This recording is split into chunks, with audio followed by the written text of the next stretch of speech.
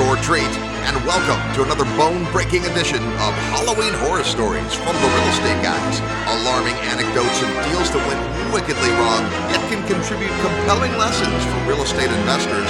It's our annual exciting episode today on the Real Estate Guys radio program. When it comes to successful rental property investing, it pays to be picky. Pick the right markets, pick profitable properties, and pick great property management. That's easier said than done, but we've got great news. Terry Kerr and his rockstar team at Mid-South Homebuyers are going strong in Memphis, Tennessee, and Little Rock, Arkansas, too. So for a top-notch turnkey single-family home rental property, whether you're a new investor or have a large portfolio already, pick Terry Kerr and Mid-South for a truly A-plus investing experience. To learn more, send an email to midsouth@realestateguysradio.com. That's midsouth@realestateguysradio.com. Welcome to the Real Estate Guys radio program. I'm your host, Robert Helms. With me, as usual, it is our financial strategist, co-host, Russell Gray. Hey, Robert. It's a delectable and devilish show today. It is the 2019 edition of Halloween Horror Stories, things that have gone desperately, terribly wrong in real estate, but the lessons we can learn. And oh my goodness, this started out as a thing we did on a whim, and it's become one of our regular, anticipated, listener favorite shows. I was just thinking, I can't believe how long we've been doing them. And it just seems like the horror stories never end. You know, real estate is a messy business, and this isn't designed to scare people off. This is just a way for us to share tribal knowledge, because somebody paid full price for the lesson. Somebody went through all the pain, the loss, the suffering, the stress. And, you know, when people who have gone through that are willing to share from that experience, then you have the opportunity to get the lesson at a steep discount. So this is a show you definitely want to listen to. You know, when we make a mistake or have something go wrong or have something terrible happen on a property, well, hopefully we get the lesson. And sometimes, you know what, there's not a lesson. Something bad just happened. That's not today's show. Today's show is where something went wrong. You're going to hear it from the investor. They're going to tell us what happened, and then what did they do about it, and most importantly, the lessons that they learned. Because I'm going to guess that these investors will carry these lessons forward.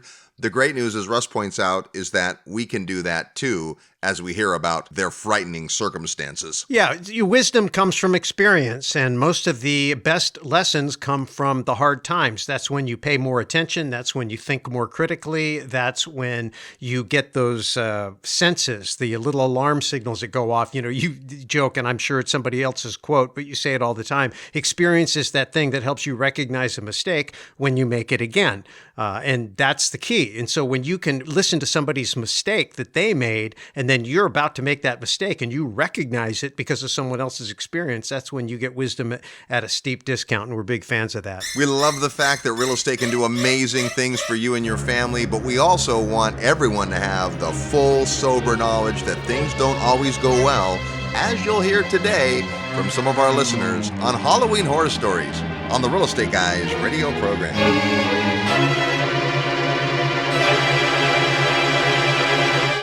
Have you thought about adding agricultural real estate to your portfolio? Hey, it's Robert Helms. For years, we've been talking about the various ways to capitalize from the impending calorie crunch by investing in land that yields productive crops. The concept is sound, the need is proven, and it can be a great way to diversify by both product type and market. If that sounds interesting to you, consider joining me on a live opportunity tour to Panama and Paraguay this December. We'll learn firsthand about several specific opportunities and have lots of time over meals and activities to talk about all things real estate. To get the details, go to the website at realestateguysradio.com and click on events, where you'll find the Paraguay Citrus and Greenhouse Plantation Tour. If you'll cover your flights, the Paraguay Ag Invest team will cover your hotel, tours, and meals. So join me in Panama and Paraguay, December 9th to 13th. Go to Real Estate Guys Radio under Events. Profit from farming without getting your hands dirty. Join me on the Paraguay Citrus and Greenhouse Plantation Opportunity Tour, and I look forward to spending time with you and learning together. That's realestateguysradio.com under Events.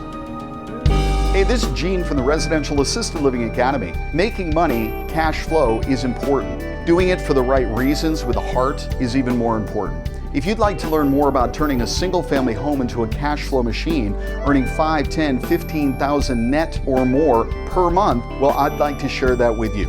Our motto is do good and do well. There is a silver tsunami of seniors coming, and you have a huge opportunity. Take advantage of it. To gain access to an informational webinar presented by certified financial planner and real estate entrepreneur Gene Garino, and discover how you can turn a nice home in a nice neighborhood into a cash flow machine, send an email to ALF, A-L-F, at realestateguysradio.com. That's ALF at realestateguysradio.com. Welcome back to the 2019 electrifying edition of Halloween Horror Stories, a creepy collection of catastrophes that all happen to real investors and the lessons that we can all learn. We'll start out this year's putrid pile with one we call Beware the Nodding Heads.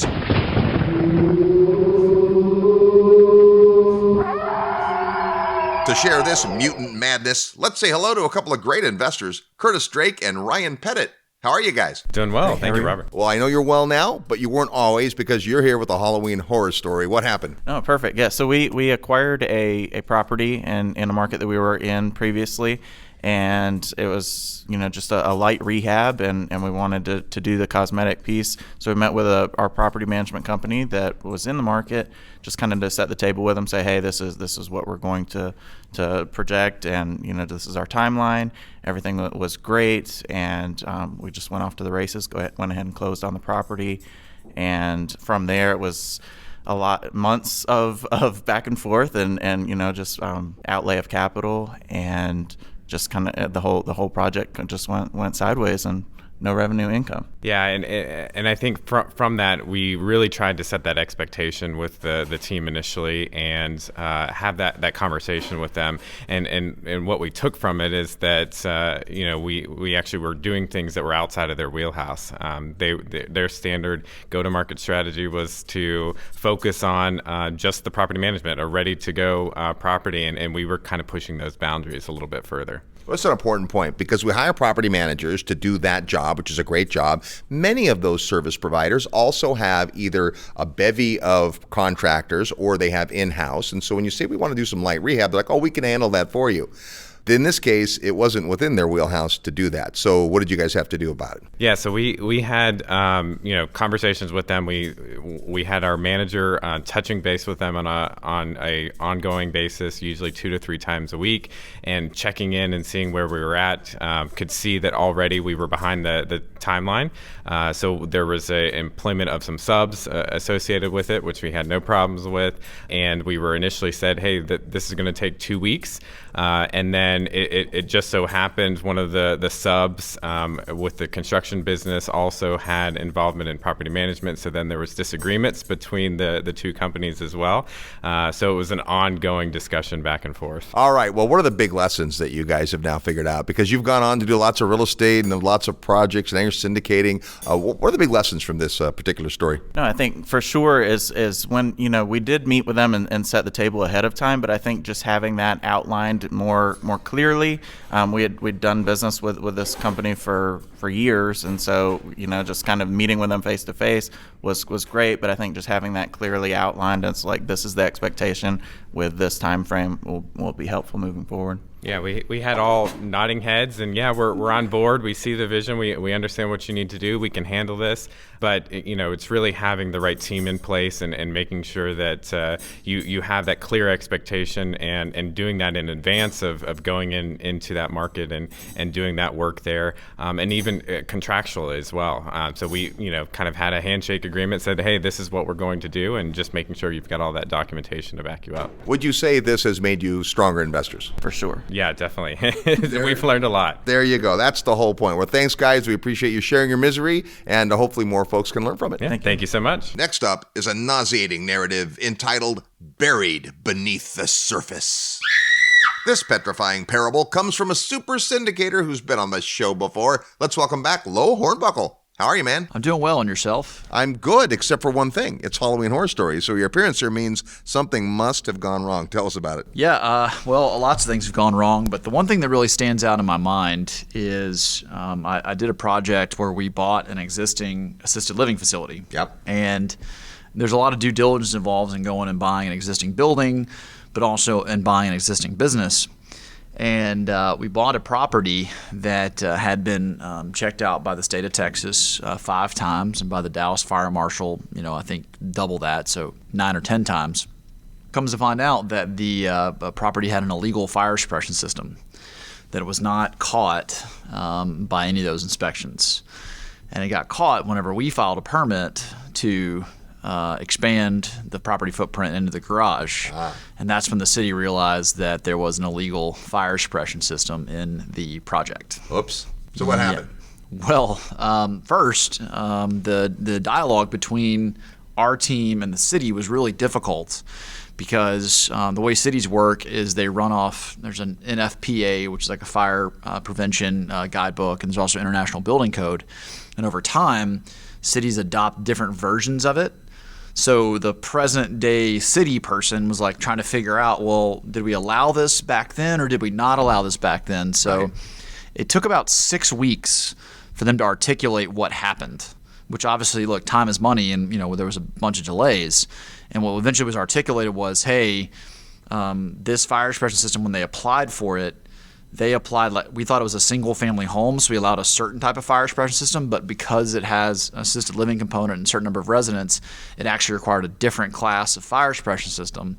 And so we had to go in and we had to rip out the old one and install a new one at a fairly significant cost. Sounds costly. Probably about $15,000 of unexpected expense. That paled in comparison to the lost time. So we end up losing about maybe 15 or 16 weeks total of time, because between the communication problems, fighting it, arguing about it, and then eventually yielding and having to get it done, and then get the plumber out to do a new city tap, and then get the sprinkler company out to do all those things and do hydraulic calculations, that obviously caused a pretty significant delay. Now, mind you, this was what prevented us from doing our garage conversion, which would have resulted in more yield for the property. Absolutely. So essentially, we had a property that we had projected was going to have 8 bedrooms and an office. And when we bought it, it had essentially 6 bedrooms and an office with a shared bedroom component. Well, shared bedrooms don't rent quite as well as private bedrooms, as you might imagine. So the key remodel part of our business plan strategy was delayed, which meant that we were basically having to have people move into really crappy rooms. Like if someone moves into an office that we might have, rented another room for, say, $5,000 a month, someone might have said, well, I'll move into the office, but I'm only going to pay $3,500. I'm still getting care, I'm still getting food, it's still a great experience, but it's not a great piece of real estate for them. So it really just caused a bunch of problems with our pro forma, our ability to execute on the business plan. So if you hadn't planned to improve the property, if you're just going to run it with the same number of beds, this would have probably never come up. Correct. So it's only in this process. Okay, what are the big lessons here? For me, the first thing was that basically that there's some things to do due diligence on that you may not. I had to go through this process. So it was good to have happen, because now I know that it's possible. Yep. And frankly, you would think that the state and the city would bear some responsibility for this, and that was kind of argument that we made. But at the end of the day, the buck stops with me. So that's the first thing, is just do a little bit more due diligence on some physical pieces of the building. Just because something's been checked off on doesn't mean it's correct. The second thing is honestly, one of the things I learned is that there's a lot of power in building things from ground up, because you know what? Sometimes the thing you inherit, you got to tear out and replace anyway, so you might as well start from scratch. And that's exactly what you're doing. In fact, right in the middle of doing a great project where you've already been a successful operator of existing assisted living, and now you're building from the ground up. And if you haven't heard that story, you can go back in the archives just a few months back, half a year back, something like that, where we talked about your project. A quick update. What's going on with the project? The project's going well. We've had some really strong pledge activity as far as investors interested in the project. And we anticipate closing the project sometime in January and going vertical in January or February of 2020. All right. And if you're thinking about coming to the next Secrets of Successful Syndication in March, we're going to tack on a half a day to go up and see the project and hear the story up close and personal. So good stuff. There's Lo Holmbarkle. Thank you, sir, for sharing your misery. Yeah, thanks for hosting me, and thanks for letting me share my misery. It's like group therapy here today on the Real Estate Guys Halloween Horror Stories. Our next bit of dreadful darkness comes to us via our good friend and wonderful attorney, Kevin Day. How are you? Ooh, hello. Well, it's good to always have you on the program, but in this case, you're here for Halloween Horror Stories. Lawyers always go through stuff and tell us what happened. Yes, luckily this did not happen to me in any of my real estate investments, but one of our clients was a couple of years ago and had an apartment building. One of his tenants had a boyfriend, and she had to go off to work, and her boyfriend was there at the apartment taking care and looking after her 9-year-old son. The boyfriend put some food on the stove and went to sleep. A fire started, and the boyfriend runs out of the apartment without the son. Whoops. And a horrible, horrible event for everyone. And of course, where does the lawsuit go? Right. It goes after the apartment owner. And the little feeble thread is, well, he obviously would have been able to wake up and get the child out only if there was a fire alarm that must not have gone off. They had fire alarms, but they had nothing else to go after. They're not going to go after the deadbeat boyfriend because he doesn't own anything. So again, a shakedown lawsuit and a very traumatic event where a child's life is taken is something that nobody wants going in the press or in the court, because you never know, even though you're the good person and you had fire alarms And fire insurance and all those all things. that stuff. So it's a shakedown lawsuit. And this is pretty common. Litigation attorney's going to look for wherever the deep pockets are, Deep and pocket. that's part of the reason that you want to get your asset protection in place. So what happened? How did it shake out? It ended up with a settlement insurance limit, so it didn't come to them because they were able to demonstrate that they had fire alarms and the other things. They were arguing that the fire alarms weren't working and they weren't keeping it up. But of course, when you can get out and you can't take somebody else that's in the apartment, that was damning on the other side. But Well, and you shared with us at one of our recent events that most lawsuits never go to court. no, less than 1% go all the way to trial.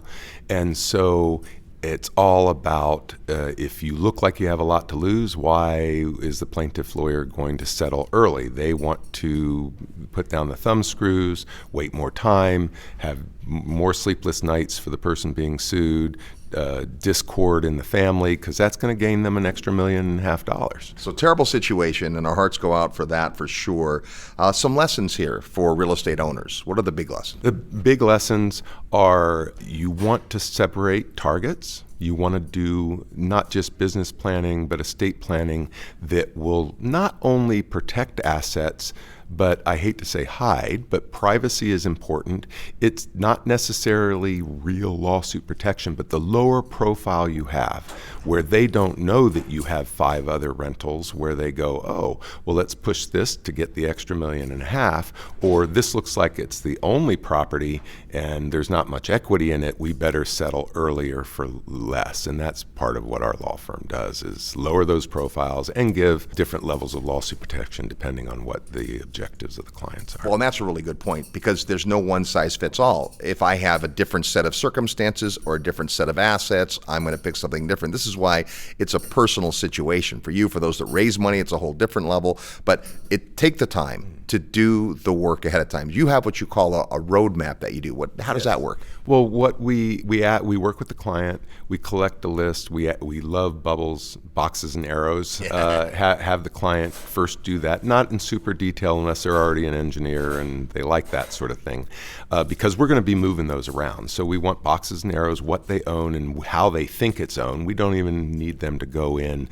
to the books. That will happen later, and then we will give an analysis of if money's no object, and based on their concerns and objectives and priorities, we'll build a roadmap that meets those concerns, and then we'll back off to make it more practical. And then if their money's already deployed, which many of our entrepreneurs already are, so we need to budget for them over time. So what are the first steps in the plan, so they're not wasting money or time getting pieces that we just have to throw away later because their name is on something that they shouldn't have their name on. Yeah, important. And then the other thing in this story, of course, is the proper insurances. Absolutely. We're never going to recommend doing away with insurance.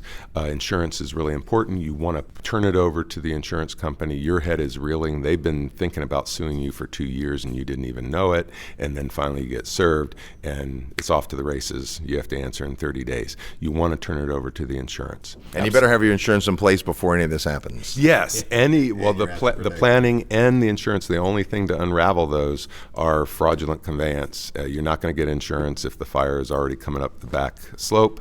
And likewise, you want to do the planning. Some industries, some developers, architects, certain physicians always have a little lawsuit going on. So there's planning we can do. You don't have to wait until everything is perfectly calm because some of our worlds aren't. So you want to start planning sooner than later.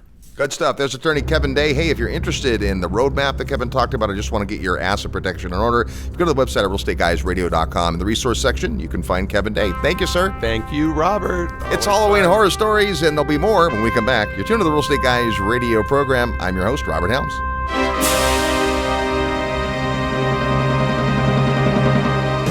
If you've been listening to the Real Estate Guys for a while, then you've heard about the legendary Investor Summit. Simply put, it's the highest level event we do, and the content, faculty, and attendees are amazing. If you're serious about taking your real estate investment to the next level, consider joining us. You'll spend more than a week with like-minded investors, world-class educators, and real-world professionals, and you'll have a blast. It all begins June 11th, 2020 in Fort Lauderdale, Florida. Visit realestateguysradio.com and click the tab that says Summit to learn more and get on the advance notice list. We'll spend 2.5 days on land learning and networking, then jump aboard a luxury cruise ship for more classes, roundtable discussions, great dinner conversations, and a ton of fun. Go to realestateguysradio.com and click Summit and make plans to hang out with the real estate guys and an all-star faculty on the 18th Annual Investor Summit at Sea. If you love real estate and have always wanted to own your own business, listen up. The Real Estate Guys and their panel of experts want to teach you how to go full-time fast in the real estate syndication business. These next few years may go down in history as one of the best times ever to acquire investment real estate. There are deals everywhere if you know where to look and how to assemble the resources. The Secrets of Successful Syndication seminar will show you how to make big money doing big deals from a team of experts that have syndicated projects totaling more than $1 billion. Don't wait for someone to give you a raise or create a job for you. Attend the Secrets of Successful Syndication and learn how to build a team, raise capital, find deals, and make full-time money in 6 months or less. Go to realestateguysradio.com and click on events. All the big players use syndication as a way to diversify risk, optimize profits, and earn big money. You can too. Go to realestateguysradio.com and click on events.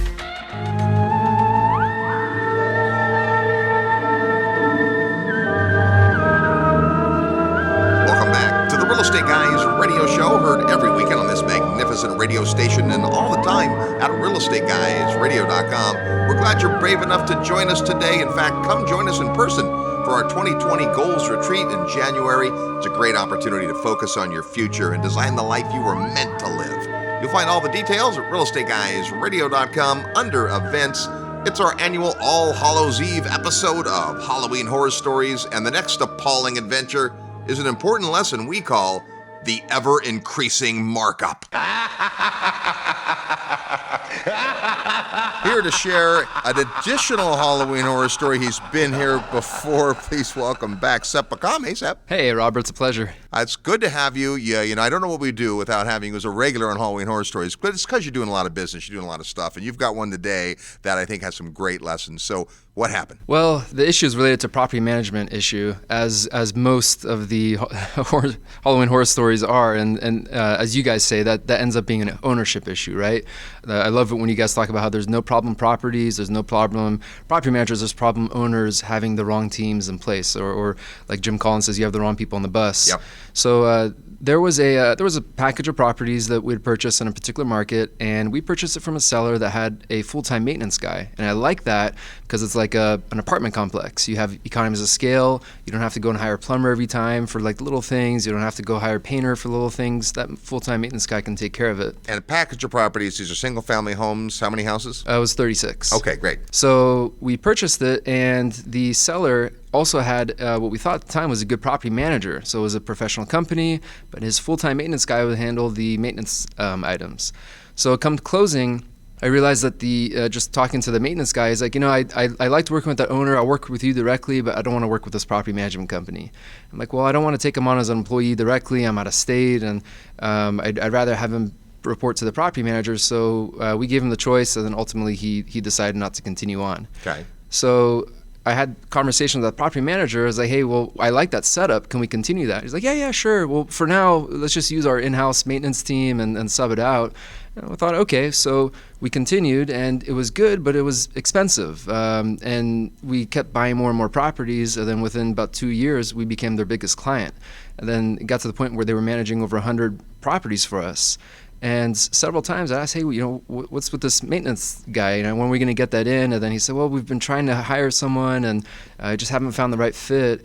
And it's like they can't get getting kicked down the road. So in the meantime, they are hiring maintenance work to be done, but it's a much higher price than if you had a salary for one person. And certainly at 100 houses, it would make economic sense to have your own full-time maintenance person. Exactly.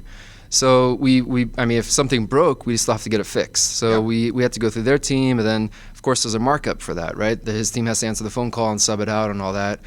And then it got to the point somewhat recently, it's like there was one make-ready estimate that came through, and I saw in the estimate that he was charging $75 to go light a pilot for a water heater. And I understand if the maintenance guy has to go drive to the property, there's gas involved and all that, but if they're already there painting the walls, they're already, the contractor's already there doing other work, that's a little excessive. And I brought it up to him, and I said, what is your guys' markup? I understand that company has to make a profit, you guys have to make a profit, but just can you let me know what it is? Because I got to see how you guys can make money so that we can make sure that we could still make money and help, have it be mutually beneficial. And he was very resistant to that. There's a provider within the real estate guys network that's somewhat opposite. They're very transparent. That provider, if there's a make-ready estimate, they give all 3 contractor bids, and they'll say this is our markup, and whatever percentage, X%, but you see the contractor's name and all that. Well, let's stop for a minute, because one of the most important lessons I think we can learn before we even get to the rest of the lessons is that you have to make sure your team, your vendors, your property management company is healthy. They stay in business. You don't begrudge them making a profit. But a $75 fee to light a water heater when the person's already there, that's more than a profit. So I think one of the great things about USEP is you always make sure your team wins. You want to make sure there's money there. And you weren't asking, hey, how much markup do you have, because you're trying to get in their pocket. It was the other side. I want to make sure you can stay in the business and can be healthy to service me and your other clients. Exactly. Our goal is to be their biggest, not their biggest rather, but their best customer, regardless of whatever the size is. Because we know that if that's the case, if we can refer business to them, or if they can get excited when they get a call from any of our tenants, then they'll be in it for more the long run instead of having it be like a thorn on their side. So you get to this point where there's this issue, this awkwardness, that the bills are higher than you'd like them to be. They're not being transparent. It's kind of a black box. So what happened then? Well, our property management agreement is just a standard agreement. And I thought that the way they were making money was basically what was outlined in the agreement. Management fee, leasing fee, and just what else is listed in there. But it didn't say anything about the markup on the construction and all these other secret deals. And so we got to the point where we wanted to work directly with the vendors, basically. And they give us a really hard time about that, and they give us an ultimatum. It's like, if you want to do that, you got to go elsewhere. And that's what we ended up doing. So the lesson learned is that from the beginning, I spent 3 days with the owner of the management company. We went out for drinks, got to tour the office, got to tour a bunch of properties. But the one question I should have asked is, how do you make money? Exactly like to what you were saying, how can we make it so it's mutually beneficial, and how can we grow together? So many property management companies have different philosophies and different ways of billing. There's the age-old difference between we have an in-house team that does the work, and there's reasons that makes sense, or we outsource it, but we mark it up. And a fair markup might be 10 or 20% because they are doing the administrative work. But 2x, 3x, that's probably not fair. But I think the big lesson is just making sure it's a match. Right. Understanding from the beginning. You want to understand what their model looks like so that you can help support it. And you've been great at that. You've referred the real estate guys to several providers that have done a great job for you as kind of a vetting for us, and that's been awesome. So our favorite meetings to go into is when we get referred by somebody rather than someone. I mean, every day we get people reaching out wanting to be, part of the team, but there's just a lot of this out there, so you got to be careful. So as always, thank you for sharing your lesson. Anything else that you would want other investors to know about this? I think one thing I would have wished I had earlier on is having other investors that I could have asked, other investors who are who've basically been challenged before and overcome those challenges. So great. I'd highly recommend any of the attendees. I mean, definitely attend the Real Estate Guys Summit at Sea, their seminars, because they attract an awesome tribe, and it's a good mix. It's expert investors with thousands of doors to beginners. That's been the single biggest help, is to get other ideas that you wouldn't even thought about on your own, and that's what's been a big lifesaver. There's Sep Bakam from Bakam Investment Group. If you want to hang out with Sep, come on out to the Secrets of Successful Syndication in March of next year or on the Investor Summit at Sea. Our next slithering scariness is one we call the disappearing rent roll. This lesson comes from a couple of amazing folks who certainly know the way around real estate. We're here with Patty Hussey and Andrew Thruston from PJ Hussey Property and Construction Management in Phoenix, Arizona. Now, things are going well for you guys these days, but property management is often full of surprises, and you've got a great Halloween horror story. Tell us about it. Absolutely do. So we were taking on a 28-unit apartment complex in the northeast portion of Phoenix, and the rent rolls were fantastic. Income statements looked fantastic, but the one thing that we noticed is that all of the tenants' leases were on a month-to-month, and it just, something was a little odd, about the way this thing was structured. It was 100% occupied. The rents were through the roof. This thing just looked amazing. Literally the day that it closed, I think we lost like 10 tenants. And believe it or not, the previous owner was the one that was actually, calling them and saying, hey, you're free to go now. You can go to our next property. So I don't know if the strategy there was to take these residents and basically build up, a high level of occupancy in these multifamilies. But that was an absolute horror story. It was a huge challenge. So what happened? What did you have to do? So, we went into the property and just started stabilizing it. Obviously just ramped up our leasing. It was maybe the first time we ever flew like a parking lot, like a used auto dealer, amount of banners and flags and balloons. And, we were just about short of me standing on the corner with a sign saying rent here.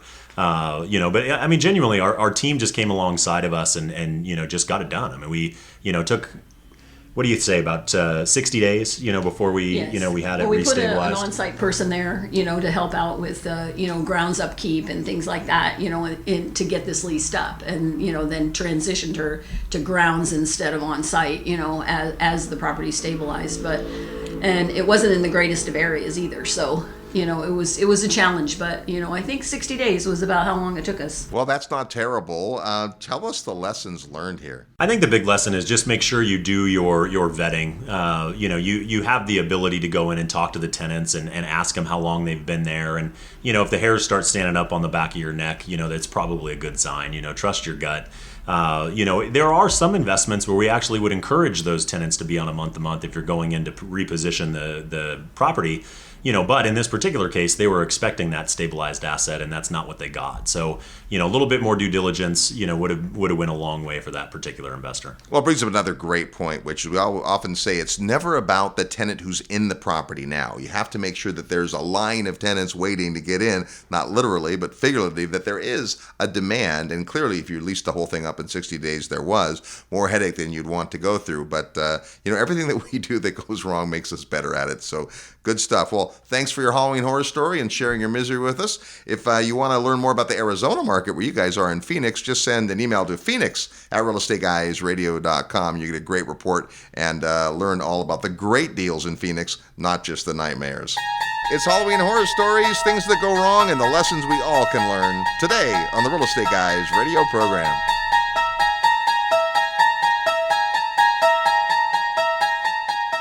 Are you achieving everything you want in life? What if there was a time-tested way for you to get everything you've dreamed of? The most successful people in life set goals and keep themselves accountable. But how? The good news is that it's not rocket science. You too can learn the skills and unleash the motivation that will create success in your life. And now is the time. Hi, this is Robert Helms, and I'd like to personally invite you to attend Create Your Future, the 2020 Goals Retreat, January 17th to 19th in beautiful Lake Las Vegas, Nevada. This unique weekend has been called phenomenal, inspirational, and life-changing by the thousands of people that have attended. Hear from some of them and find out more at realestateguysradio.com under events, or call 888-489-7723, extension 18. Get your life back on track, physically, spiritually, and financially. Attend the 2020 Goals Retreat on the third weekend of the new year. Click events at realestateguysradio.com to register. This is no dress rehearsal. Live the life you were meant to. Visit realestateguysradio.com or call 888-489-7723, extension 18 today. Are you ready to profit in paradise? Hi, it's Robert Helms, and if you think real estate investing means tenants, toilets, and termites, think again. Located just a short plane ride from the U.S., a virtually untouched paradise awaits, the beautiful country of Belize. When you go to Belize with the Real Estate Guys, you'll spend 4 fabulous days discovering one of the most intriguing real estate markets I've ever seen. With its jungle rainforests, pristine beaches, and 81-degree turquoise water, Belize is one of the most beautiful places on earth. Plus, it's considered one of the top 7 tax havens in the world. Belize property is on the rise, and many experts think the best is yet to come. But don't just take my word for it. Come experience Belize firsthand at our upcoming investor field trip. When you join us, you'll discover the many reasons we love Belize, like tremendously undervalued beachfront land, super low taxes, ease of doing business, and so much more. Get the details at realestateguysradio.com. Just click on events. See paradise for yourself. Click events at realestateguysradio.com, and I'll see you in beautiful Belize.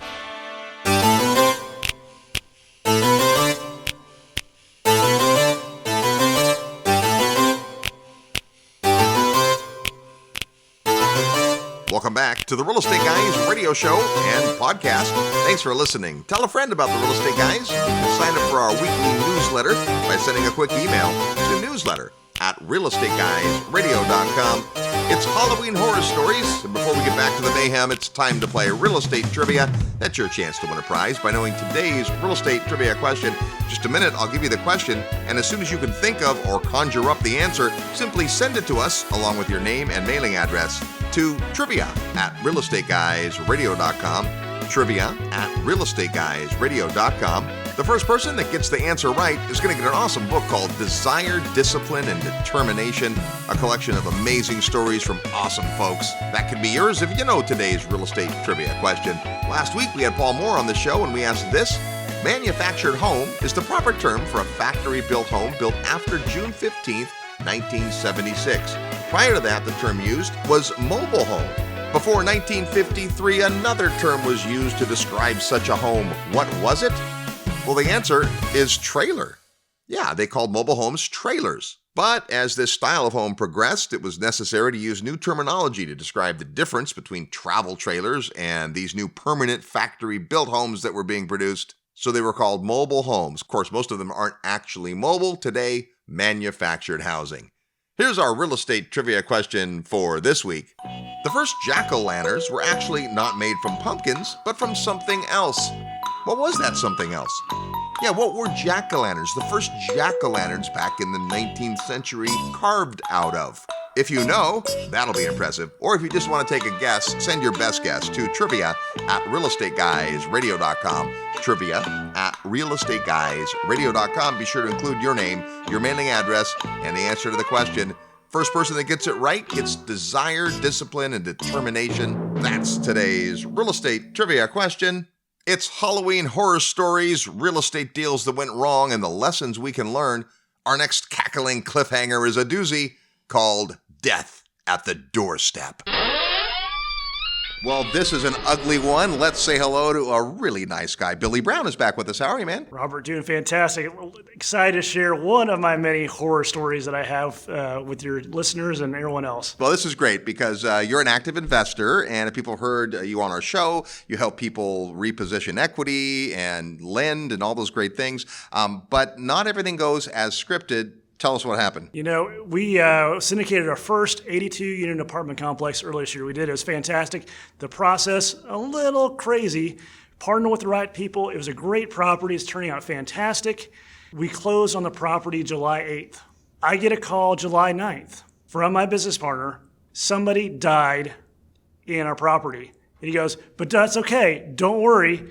It wasn't a gunshot and it wasn't meth. Oh, I feel better now. Thanks for saying that. So, wow. So the first day you own this property as a syndicate, you have a death. Well, what happened? So we were very concerned because, we buy some B and C class properties that need some help, getting some better tenants in there, making them pretty. And that's what we do. We love making, properties pretty and getting the properties up to conditions that somebody should live in. And what happened was we had a resident there that had a guest over, I think it's a family member or something like that, and they died of natural causes that night. And then had to call the, obviously, coroner and all that. And it was a little bit scary because you're thinking automatically, one, oh my gosh, what happened? Are we kind of liability here? I mean, hope that person's okay. What happens to the rest of the residents? Your mind just goes in a million different directions. What about insurance? What about who did this? And you're on and on and on, and it disrupts your entire day. And he goes, oh, don't worry about it. Our property manager took care of it already. I went, wait, what? It's like, yeah, that property manager may not use because he thought it was too expensive. They'd already done this many, many times before, and they already knew the process and had a process in place to go do it. That's interesting because you think about these third-party managers that have 80, 200, 300 units. They have seen it all. They've seen everything that happens, and they go through it. It's part of the reason you want third-party management. So I'm guessing that has something to do with the lesson that you've learned here. The lesson is you get what you pay for, and you don't get what you don't pay for.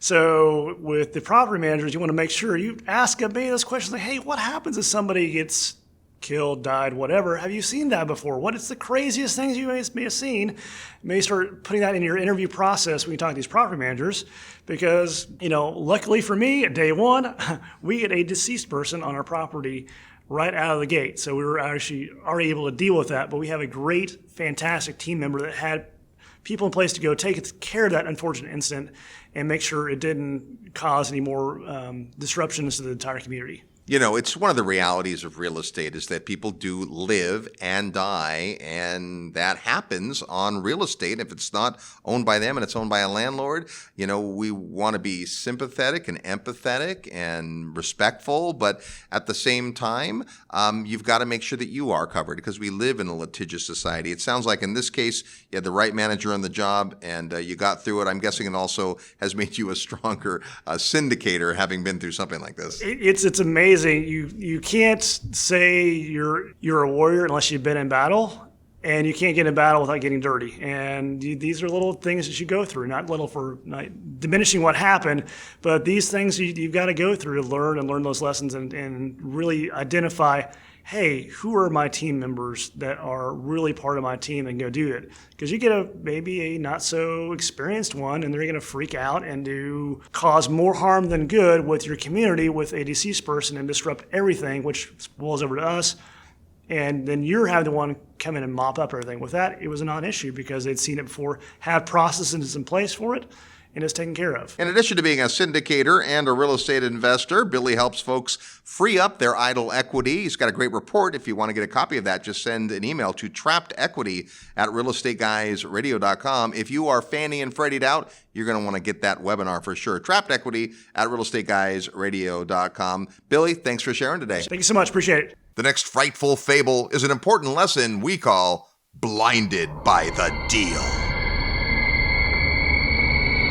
This blood-curdling brew comes from a wonderful woman and real estate syndicator, Dr. Felicia Froh. How are you? I'm doing pretty well, thank you. Excellent. It's great to have you here, but I'm sorry you have a Halloween horror story. Tell us what happened. Yeah, this was a little bit hard to relive, but because it wasn't that long ago. A person came to me with a deal that was just very, very exciting to me. The actual idea of it was so good. It's a social impact thing, something that's very near and dear to my heart. Feeding people, food access, it was great. Yeah. Went into this deal with this person with 5 other people that I didn't know. Everything was going well for a while, and then come April, there started to be just little hints of discord. And I'm friends with this person. I'm saying, things aren't going well. And he's like, I got it, everything's fine. I'm talking to everybody, they're good. And then you'd still hear these little nits and pits and things along the side, and it's like, this is not good. Yeah. Came to a head at a meeting. Said this person had like 51% of the company. Everybody else was split the rest. And it came down to he wasn't putting in the capital that he had said he would. Okay. So at this meeting, let's start over. Let's divide it all equally among all of us and go from there. Wasn't having anything of it. He said, I want 45%. I'll take 45%, came down to the bottom line. I'll take 45% and you guys can do the rest. And it's like, no, we'll split it all. We can all do it together. Also, we're trying to not give him a vote. He opted to walk away. It wasn't as clean and crisp as it sounds. There was more to the story. Yes. It was just painful. It was painful because it was a friend. It was somebody I considered a friend. Yeah. And there was just a lot. It got very personal and ugly and just very, very stressful. So what happened? Did you completely shelve the deal or did you move ahead? What happened? The rest of us kept the deal. We are still in that deal and still working through that deal. So the lesson to me was not to be blinded by a deal and the whole big picture of something that's very important to me, but to actually look at, the deal is good, look at who you're going into that deal with. Vet that just a little bit, a little bit even, to know what's going on. This group was already together when I came in. I came in as the fundraiser, and I accepted everybody, didn't have a question. That turns out not to have been the smartest thing I could have done. Yeah, well, that's a great lesson in itself. And sometimes when you're passionate about something, we talk about social capitalism, the idea that you come up with a piece of real estate or a business model that has more than just return. Mm-hmm. But then we sometimes are blinded to the other parts, the due diligence and the vetting of the partners and so forth. And it's a relationship business. 100%. And this one is 100% a relationship business. And with your partners and your investors, the whole thing, you want, how you guys talk about a culture that you want to have. So that's just been a challenge for me to learned it through this process.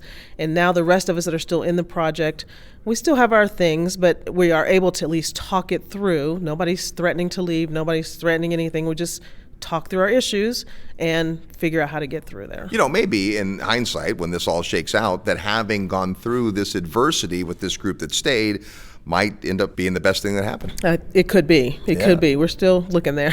Well, and as our friend Ken McElroy says, you can't do a good deal with a bad person. So not saying that this person is bad, but we're just looking for a match. Right. We're looking for that. And when everyone comes together under a passionate purpose like this, it's easy to overlook those things. So that's a great, great, great lesson. Yes, it was amazing lesson to me. I'm still learning it. I'm still processing it. And even when I think about it, it gets very difficult to even think about still. But you got to think about your mess ups so you can not mess up again. Absolutely. Well, thanks for sharing yours. We appreciate it. All right. Thank you. All right. Happy Halloween, folks. It's Halloween Horror Stories today on the Real Estate Guys radio program.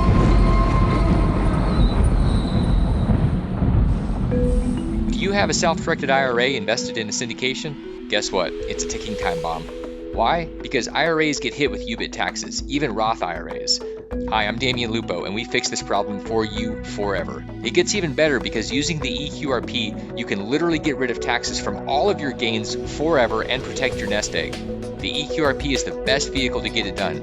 IRAs can't do it, not even Roth IRAs. You see, UBIT happens whenever any type of IRA invests in anything with debt. Don't worry, even if your IRA is already invested in a deal, we can kill that tax. Our team at Total Control Financial is here to give you control of your retirement money and free you from that deadly IRA tax forever. Want to learn more about the EQRP? Send an email to eqrp@realestateguysradio.com. I'll email you my special report and send you a copy of the QRP book. Paying a 37% UBIT tax is stupid. First step to getting rid of that tax is to send an email to eqrp@realestateguysradio.com today. Hungry for more real estate investing ideas? Here's 2 steps you can take today. First, go to realestateguysradio.com and sign up for our weekly newsletter. You'll get access to a continuous feed of thought-provoking commentary specifically for real estate investors, while also focusing on broader picture economics. Then, once you're at our site, look for the Resources tab, where you'll find our amazing collection of special reports. Browse dozens of white papers, webinars, and market reports, and request the ones that appeal to you. What are you waiting for? Head to realestateguysradio.com to implement education for effective action.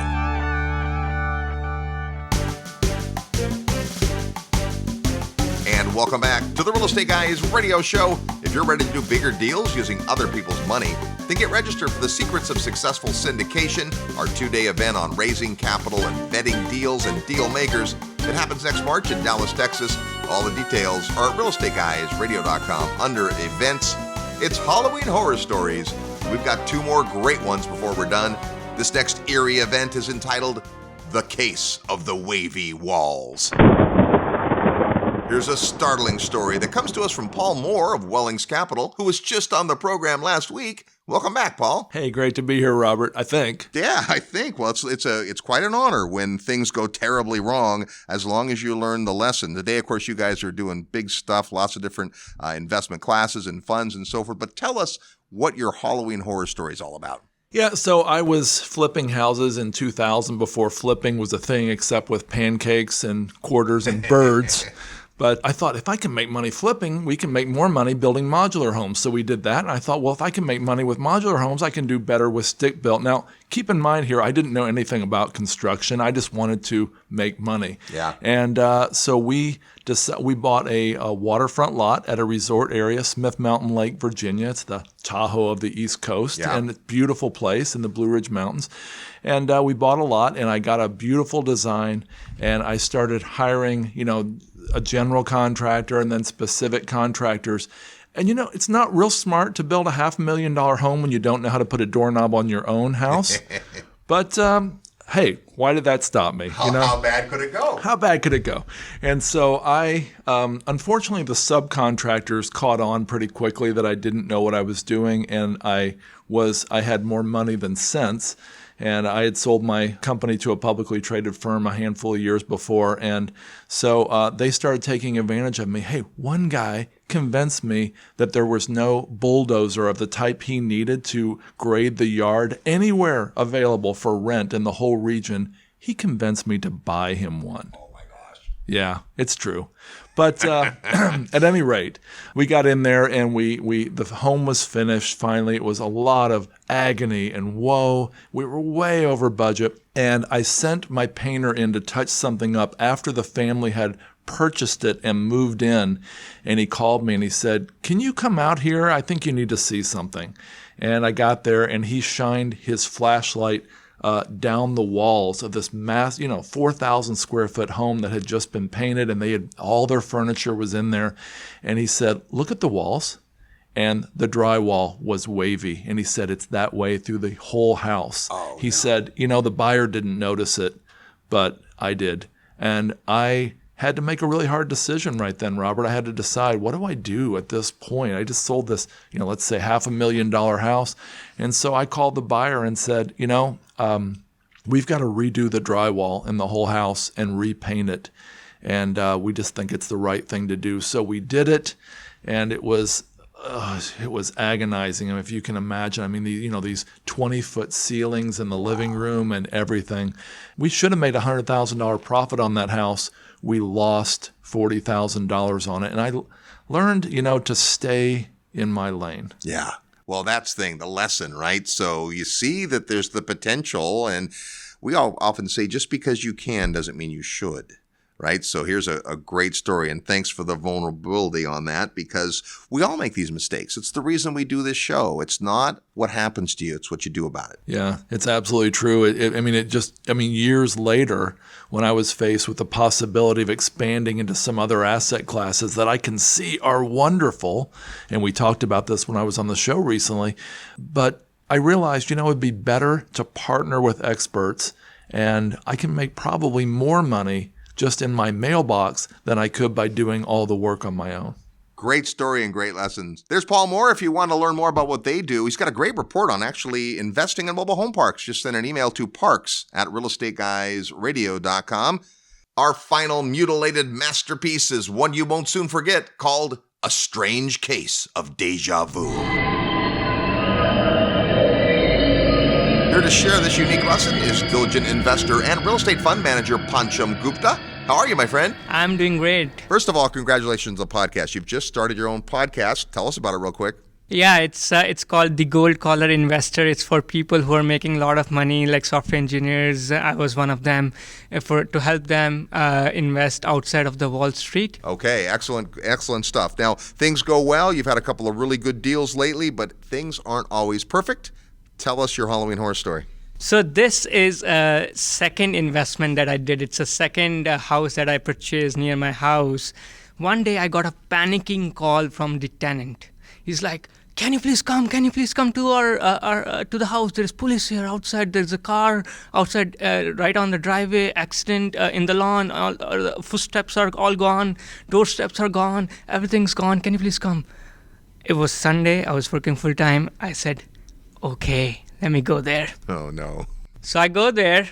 The entire section around the house is completely taped off with the yellow police tape. Oh, that's never good. There's a police car. There's a lot of police. There's ambulance. There is news media over there, local news 12 channel, local news channel. And there is a structural engineer and there's the fire station. So as soon as I reached there, first of all, I couldn't find parking. As soon as I reached there, he's like, "Are you the owner? Are you the owner? Are you the owner? Are you the owner?" I'm like, yes.